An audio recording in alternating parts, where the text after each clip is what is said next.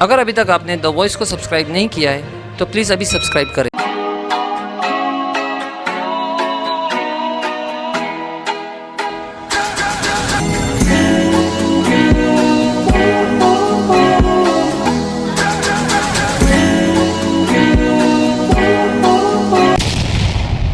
नमस्कार दोस्तों, मैं Farooq Memon, the voice news में आपका स्वागत है। दोस्तों, वॉइस न्यूज़ के द्वारा आप आज तक शहरी विभाग के भ्रष्टाचार देखते रहे हैं।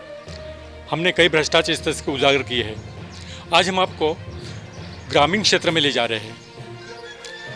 भिवंडी से 25 किलोमीटर दूरी पर कुड़ूस नाम का एक छोटा सा गांव है, लेकिन वहाँ की ग्राम पंचायत कृमि ग्राम पंचायत करके जानी जाती है। पालघर जिले में वाड़ा तालुके में ये ग्राम पंचायत आती है। वहाँ की बाजार पेट बहुत ही मशहूर है, इसलिए वहाँ उत्पन्न के साधन ही बहुत सारे हैं। ऐसे कृमि ग्राम पंचायत पर अपना राज होना चाहिए, इसलिए कई दबंग नेता कोशिश करते रहते हैं।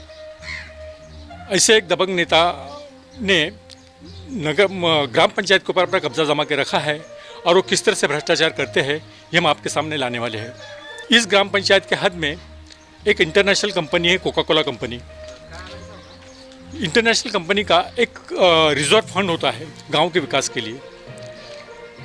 वो फंड गांव के विकास के लिए खर्च किया जाता है, लेकिन यहाँ के दबंग नेता, ग्राम पंचायत के अधिकारी, इन्होंने मिलकर कोका कोला कंपनी के अधिकारियों से साठगांठ करके वो डेवलपमेंट खर्च सिर्फ कागज पर बताया और एक्चुअली खर्च किया ही नहीं। लगभग 1,22,00,000 रुपया खर्च बताया गया है, लेकिन ये खर्च सिर्फ 15 से 16 लाख रुपया हुआ है, ऐसा है कि गाँव वालों का कहना है। बाजू में एक तालाब है, उसके सुशोभीकरण के लिए वो खर्च किया गया था।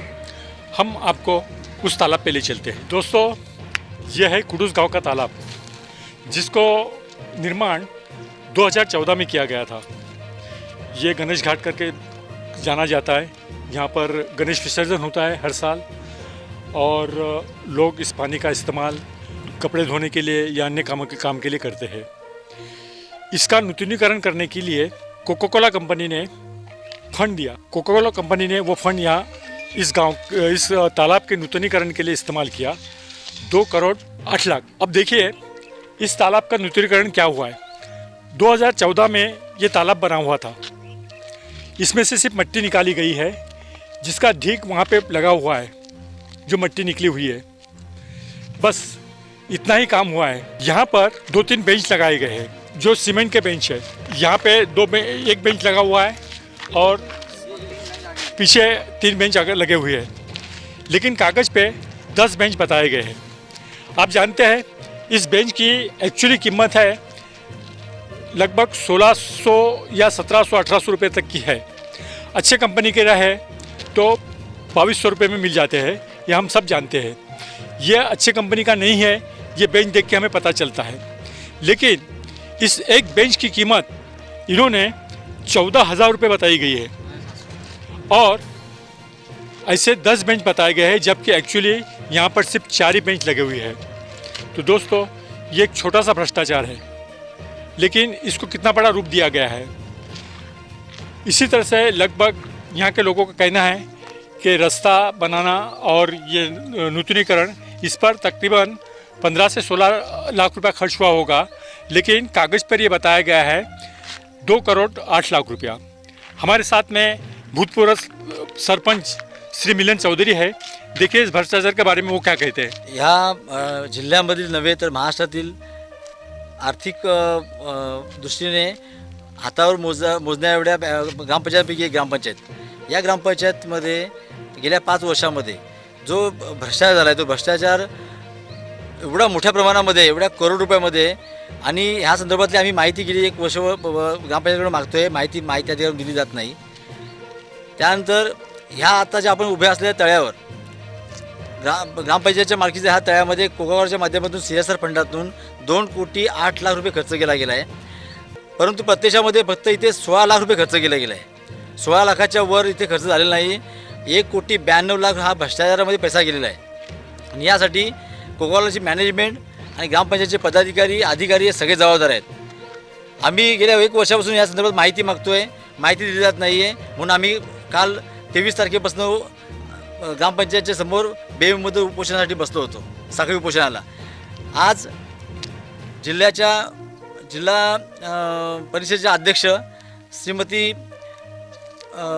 कांबडी मॅडम ह्या आल्या होत्या आणि डेप्युटी सी आले होते. त्यांच्याकडनं आम्हाला आज आश्वासन भेटले की एका महिन्यामध्ये या ग्रामपंचायतीची पूर्ण चौकशी करून संबंधितावर कारवाई करण्यात येईल असं आश्वासन देऊन आजच्या दिवसामध्ये हे आमरण बेमुदत उपोषण मागे घेण्यात आलं आहे. हमारे साथ में यहाँ के एक एक्टिव नागरिक अमीन मेमन जो कि अच्छे सोशल वर्कर है, ये इस पे थोड़ा सा प्रकाश डालेंगे. देखते हो क्या कहते हैं. हम लोग समाज सेवक है और आज तक के हम लोग ने हमारा खुद का पैसा हमारे जेब से लगा के और गांव का विकास करने के लिए बहुत सी ट्राई की है और बहुत से कैंप भी लगाए हैं. यहाँ पे डेंटल कैंप है, डायबिटीज़ कैंप है और हमारी हमेशा की ऐसी कोशिश रहती है कि गांव वालों को हमारे तरफ से कुछ फ़ायदा पहुँचे और हम हमेशा फ़ायदे के लिए सोचते हैं, गांव के फ़ायदे के लिए सोचते हैं.